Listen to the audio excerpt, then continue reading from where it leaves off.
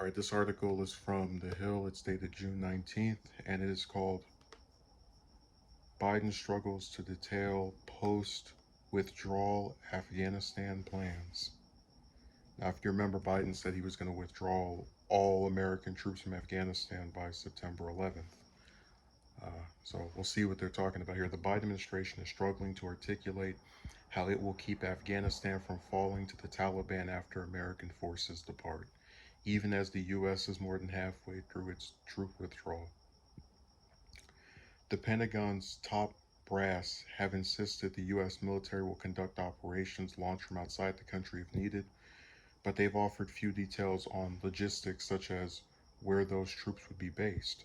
The lack of specifics came into focus Friday when the Afghan government's chief peace envoy warned that the Taliban will not have an interest in reaching a peace agreement with Kabul after American and NATO forces depart. The head of Afghanistan's National Reconciliation Council, Abdullah told he has the same last and he's just like Sirhan told the Associated Press that withdrawal will have an impact on the negotiations with the Taliban. He said Taliban leaders may find themselves further emboldened, and they may think, some of them at least, that with the withdrawal they can take advantage of the situation militarily. The remarks come amid reports that the Taliban are quickly reclaiming territory they had lost during the 20-year conflict, putting more pressure on the Biden administration to spell out how it plans to provide support to Afghan's government after all U.S. troops exit the country by September. During a Senate Appropriations Committee hearing Thursday, Defense Secretary Lloyd Austin said there was a medium risk that an extremist group such as Al Qaeda could regenerate in Afghanistan just 2 years after U.S. forces leave the country. U.S. Army General Mark Milley, the chairman of the Joint Chiefs of Staff, also testified at the hearing, backing up Austin's claim, and added, if certain other things happen, if there was a collapse of the government or dissolution of the Afghan security force, that risk would obviously increase. The United States has been in Afghanistan since 2001, invading the country following the 9/11 terrorist attacks by Al Qaeda. The militant group planned and carried out the attack from Afghanistan, where it had been given safe haven by the Taliban. Coalition troops have been there ever since to prevent similar terrorist attacks in the U.S. or its allies. But President Biden in April said the roughly 2,000, they don't mention it's the longest war in U.S. history, but President Biden in April said the roughly 2,500 remaining U.S. troops will withdraw from the country by September 11th, as will the approximately 7,000 NATO troops. Though Biden has given a general outline of the plan, specifics have remained few and far between. While in Brussels for his first NATO summit this week, Biden was repeatedly questioned on plans to bolster the Afghan government after U.S. troops leave. He declined, however, to provide specifics on securing critical infrastructure. He can't provide infrastructure in his own country. That's hilarious. On securing critical infrastructure such as embassies and airports, or how to ensure the Taliban will not once again place strict rules on girls and women.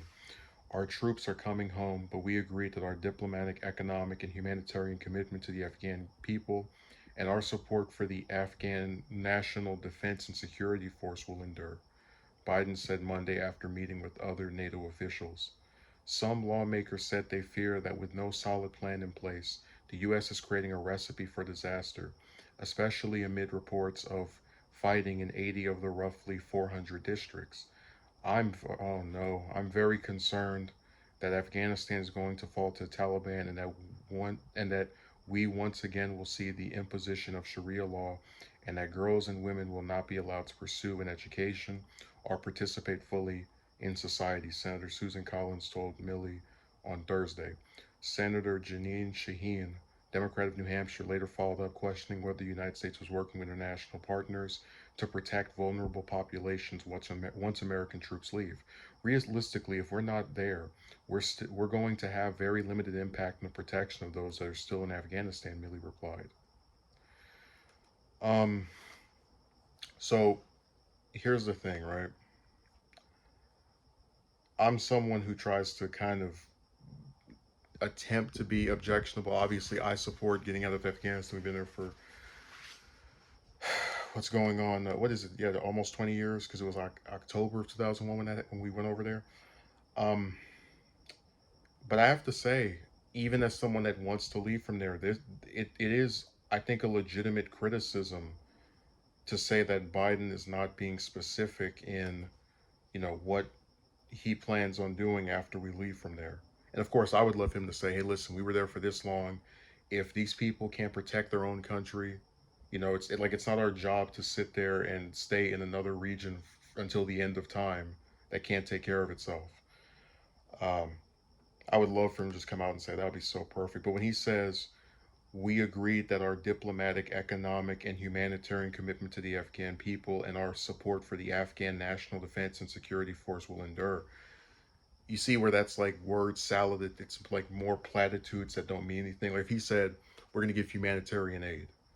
Okay, I know that he was giving money to these people. That's his humanitarian commitment. He would actually have stated something in that example that is defined in a tangible sense instead of we're agreeing to diplomatic, economic, what do you mean, sanctions?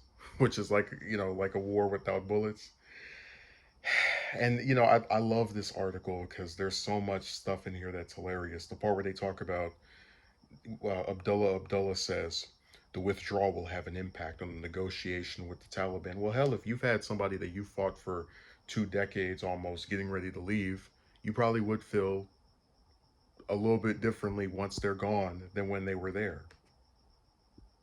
But like when you see stuff such as this person, or rather this group, will be less willing to negotiate because the U.S. is there. They weren't willing to negotiate when we were there. Think about it. We weren't there for a week or for a year. 19 years, and they wouldn't negotiate, or at least negotiate to such an extent that it created a peaceful resolution.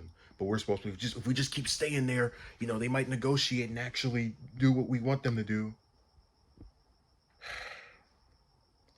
And then Lloyd Austin, just another warmonger, said there was a medium risk that an extremist group such as Al Qaeda could regenerate in Afghanistan just 2 years after U.S. forces leave the country.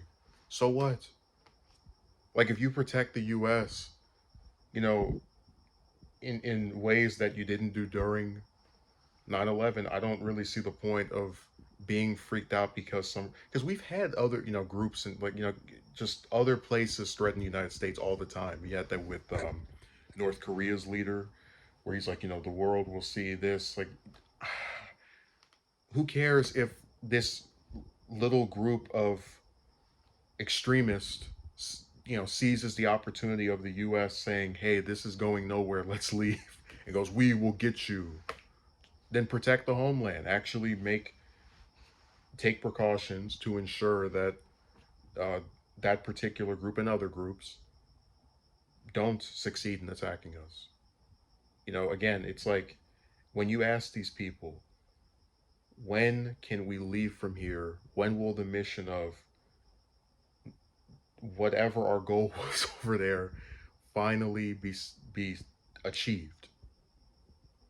But this goes back to the thing of how these are forever wars. They want you to stay in this country with these extremists who are not going to compromise. That peace agreement that Abdullah was talking about was never going to materialize. They want you to stay there and fight these people, and like, be freaked out that if you leave and something bad will happen. You're supposed to just be there forever. These are literal forever wars. When they give their justifications for why we would stay, you know what you never see Graham or Cheney or any of these other people do? Give us an estimate amount of time for when this will be over.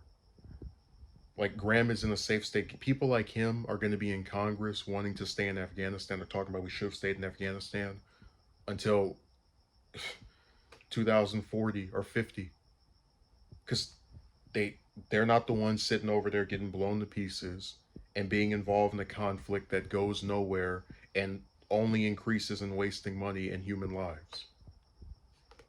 So I hope Biden sticks with his plan to leave this year. And like I said, if you can't figure out a way to change things while you're over there, which is why you've been over there for 20 years, it's not going to suddenly get any better if you stay there next year or the year after that or the decade after that.